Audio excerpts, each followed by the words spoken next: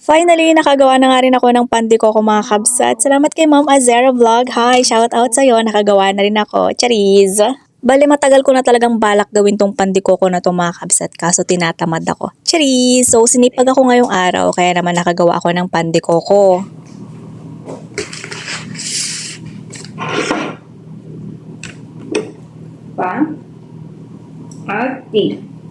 Bale, sa dough nga pala na gagawin ko ngayong araw mga kabsat ay ginaya ko nga pala yung paggawa ni Ma'am Azera Vlog. So, 1 cup ng fresh milk at 2 kutsara ng yeast.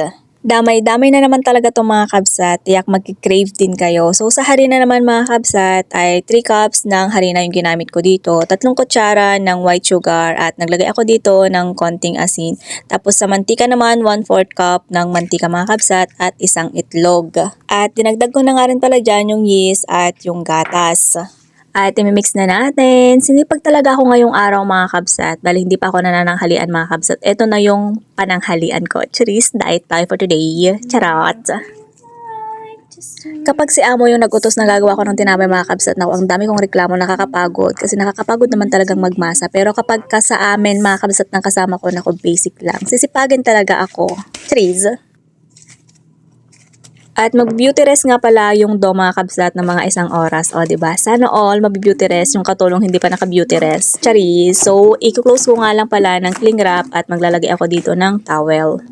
So, sa palaman naman or sa pinaka-feeling ng pandiko ko mga kabsat, ayan, coconut. Mas masarap sana kung fresh coconut mga kabsat pero wala tayo noon. So, naglagay lang ako dyan ng 2 kutsara ng asukal tapos konting fresh milk. Tapos paghahalu-haluin ko lang mga kabsat at isasalang ko saglit. And then, munti ko na makalimutan yung butter. Buti na lang naalala ko. O, diba? Cold na tayo mga kabsat. Tumatanda na tayo. Charis! So, nung nakarest na yung dough mga kabsat, ayan, nakapag-beauty rest na. Ayan, tingnan nyo naman. Ay. Gagamit ako dito ng kutsilyo mga kabsat para hatiin kasi nga naman wala kami yung pangkat talaga ng dough. So, para-paraan na lang talaga mga kabsat.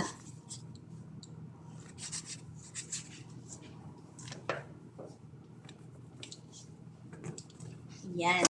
Medyo malalaki yung cut na nagawa ko mga kabsat, kaya naman ginawan ko na lang talaga ng paraan. Hindi na nga pala itong magkaparehas ng size mga kabsat, pero okay lang. Kami naman yung kakain, Charis. So ayan, nakalagay na nga rin pala ako dyan ng palaman, tapos i-close lang, as in close talaga mga kabsat. At ipa-flatten ko nga lang pala ng bahagya mga kabsat. Gusto ko na siyang kainin, charot. Pero hindi pa siya na ano. Hala. Wow. Lagyan natin ng palaman. Close. And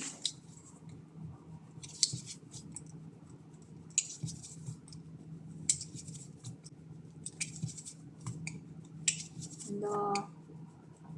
So nice.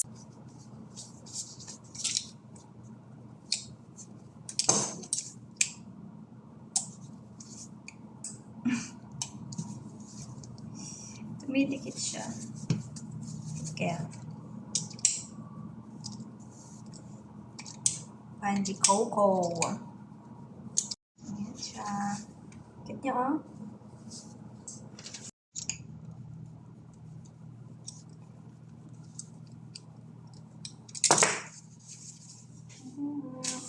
So, eto na lahat yung nagawa ko mga kabsat. 15 pieces nga pala yung nagawa ko. So, kailangan nating lagyan ng signature yung pandiko ko. Ayan, butas-butasan natin gamit ang tinidor.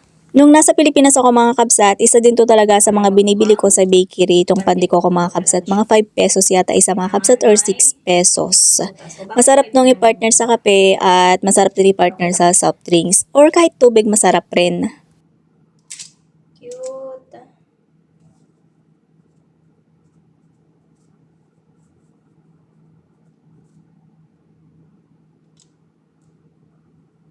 Oh, Upsi! At bago ko nga pala i-bake, ayan, mag-brush lang ako dyan ng gatas. Pwede ring itlog mga kabsat, pero gusto kong gatas.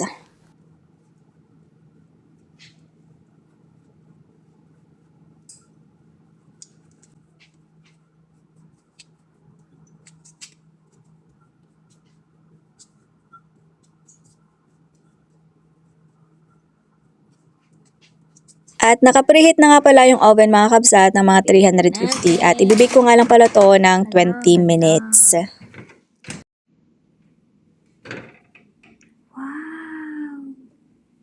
And fast forward tayo dito after 20 minutes mga kabsat. Ayan, tada! Ang aking pan de coco. Tuwang-tuwa nga ako ngayong araw mga kabsat kasi nga naman hindi ko talaga akalain na kaya kong gumawa ng pan de coco. Madali lang pala. Wow. Init.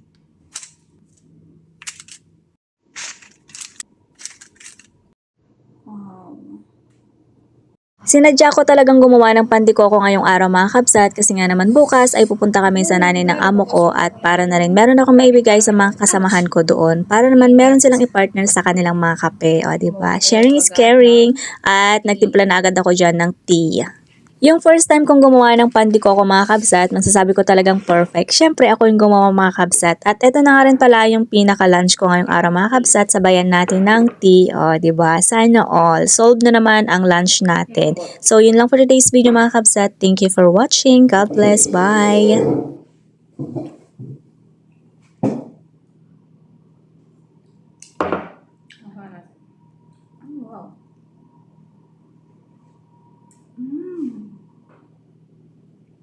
Wow. Wow.